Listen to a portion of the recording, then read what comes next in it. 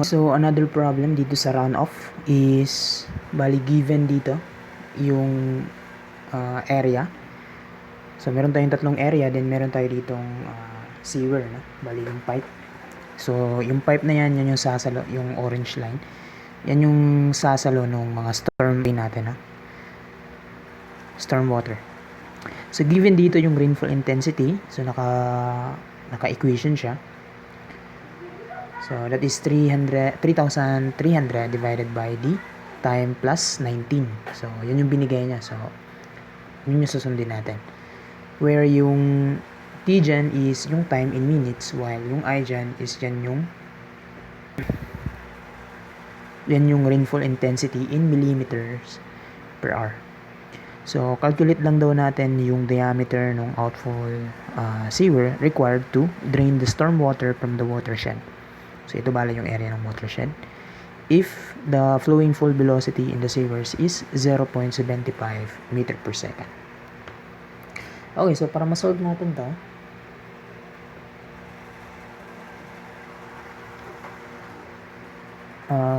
first is kailangan nating makuha yung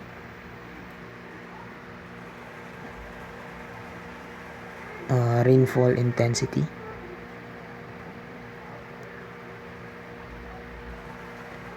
Okay, so if I assume this is 0.1, dito is 0.2, and dito yung dito pala yung discharge na.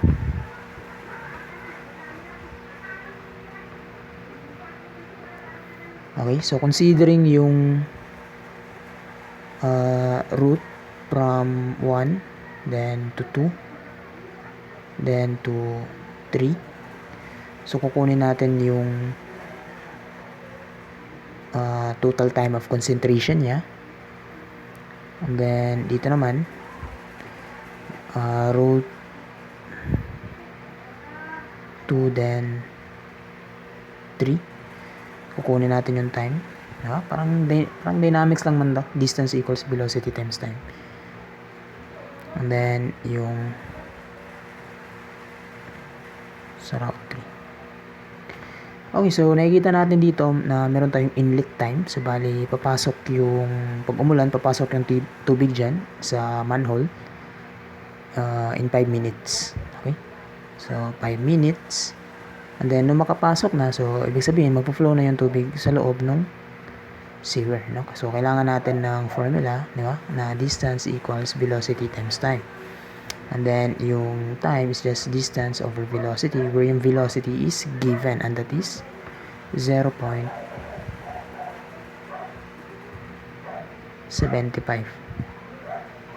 meters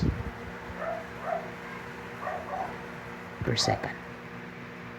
Okay, so considering yung route 1 to 2, so meron tayong 120, di ba, all over yung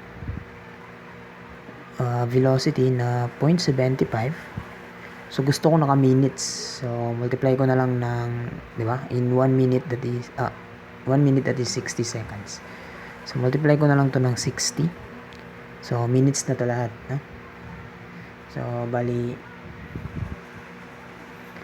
meter per minutes, and then per minute, no? Meter per minute, minutes, meter per minute. Then yung route 2 to 3, so that is 180 all over again 0.75 by 60. Next is dito sa route 2 to 3, so makikita natin dito na papasok yung ulan sa loob ng manhole 2 in 5 minutes again, no? So meron tayong 5, then mag-add ulit tayo dito kasi magpo-flow na yan eh.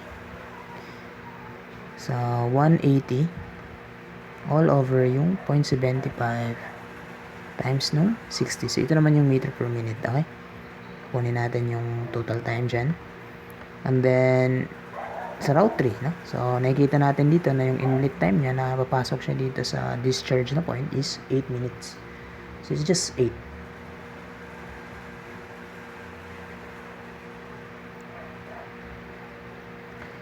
So ito is ilan daw? Tingnan ko muna.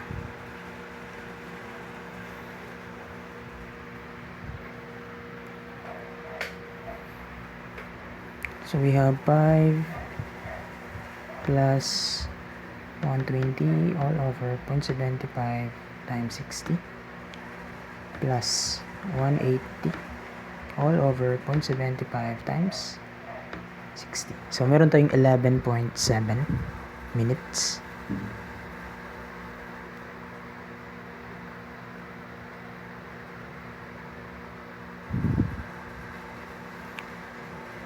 Okay, so related lang to sa hydraulic cycle, no?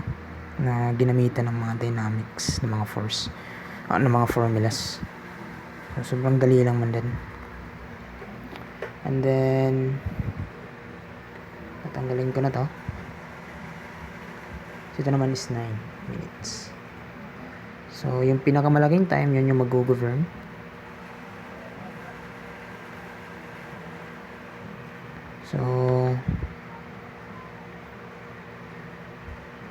So yung mag-govern is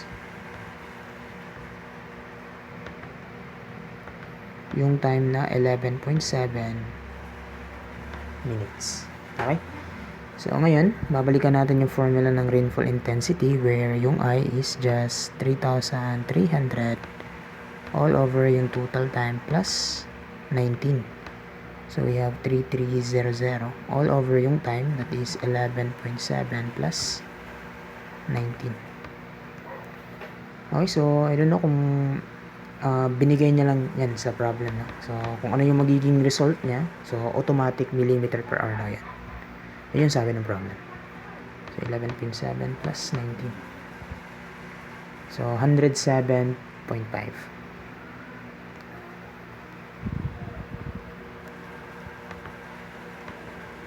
millimeter per hour. Okay, so automatic na yan.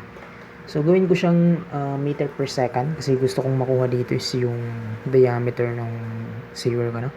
So gusto ko naka meter per second. So alam natin in 1 meter, that is 1,000 mm, and alam natin in 1 hour, that is 3,600 seconds. Okay, so okay na yan. So ilan ba yan? So we have 107.5 all over 1,000 times 3,600. Ayan, sobrang liit, no? So meron tayong 0.00002986. Apat na 0.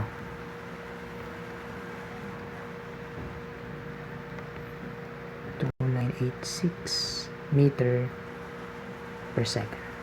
So ganun. So next is kukunin natin yung runoff coefficient.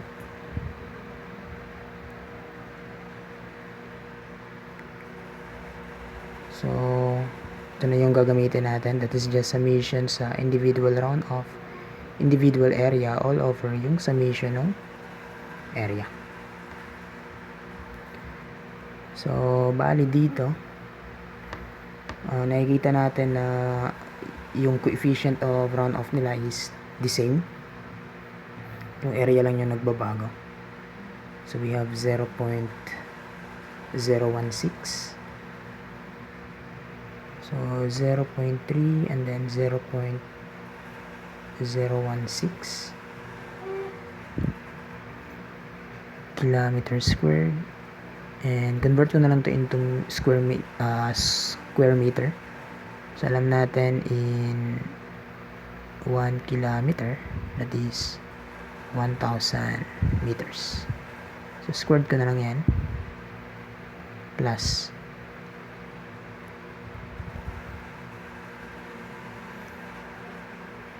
dito ko na lang siya lagay, no? Plus yung 0.3 ng 0. Ito. Una ito yan, no? Next is yung ito. 0.032. 0.032.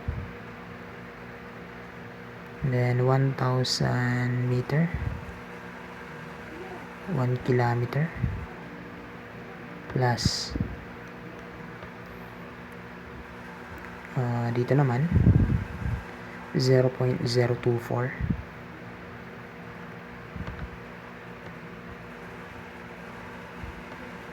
And then in 1 kilometer, that is 1,000 meters.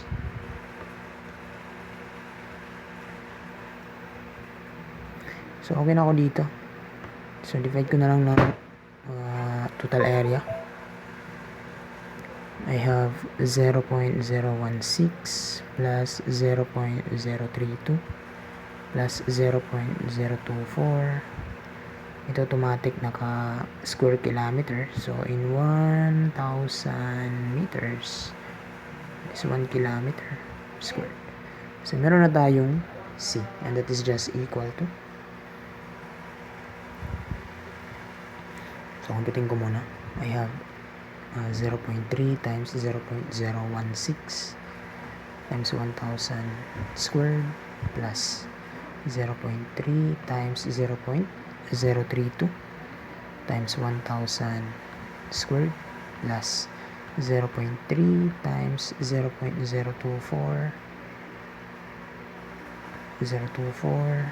times 1,000 squared all over yung 0.016 plus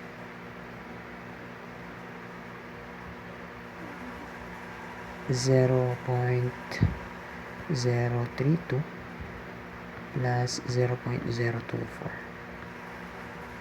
times 1,000 squared. Ayan. So, 0.03. Okay, so niloloko ko lang yung sarili ko.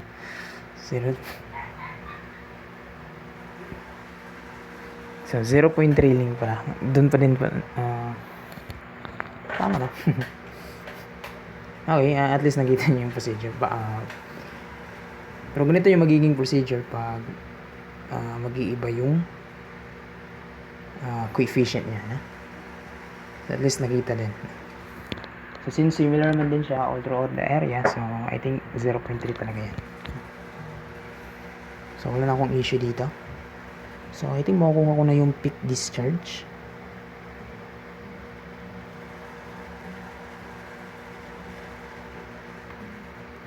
So, yung peak discharge, isa lang natin. That is CIA. So, we have 0.3. And then, yung I natin is ito yan.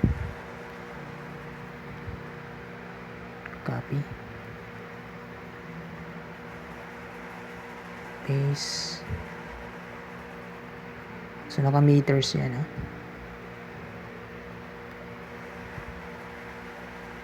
Meters per second. And then, yung total area is yan na, 0.016 plus 0.032 plus 0.024.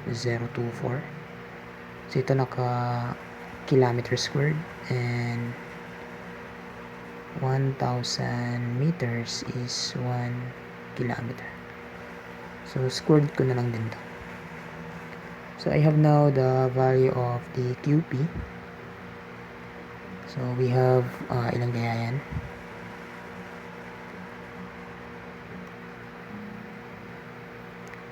So, we have 0.3 times 0.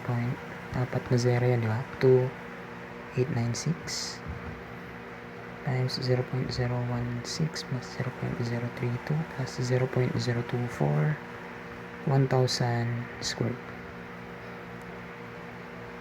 So, meron tayong 0.63. Tama ba? 0.2896. 2986. Okay. 2986. Ang kabaliktad. 2986. 0.645. Okay. So, we have 0.645 meters, cubic meters per second. So, ngayon, makukuha na natin yung diameter of outfall 0. So alam natin yung flow rate is just area times velocity. Okay, so yung Q natin dito is yung flow rate is yan yung peak discharge. Another term nito is flow rate. So we have 0.645. So yung area natin is diameter, ito yung concern natin. And then yung velocity, di ba? Flowing fall is 0.75. So I'll be using 0.75. So ayun, makukuha na natin yung diameter.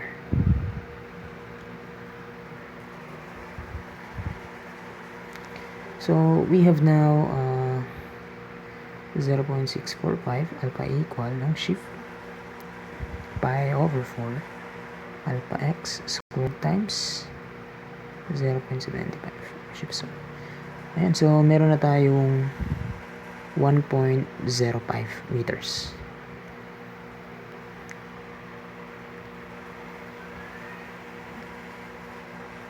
So say 1050 mm. So box na natin yan kasi yan na yung sagot. Okay, so I think that's it for ganitong problem. So anyway, dito sa rainfall intensity is pwede ka na diretso dito, no? Kasi yung concept lang naman is the most distant point to the discharge. So yun talaga yung mag-govern, no? So pwede wala na to, pwede wala na to, diba? Automatic na yung the most distant point to the discharge point, yun talaga yung mag-govern.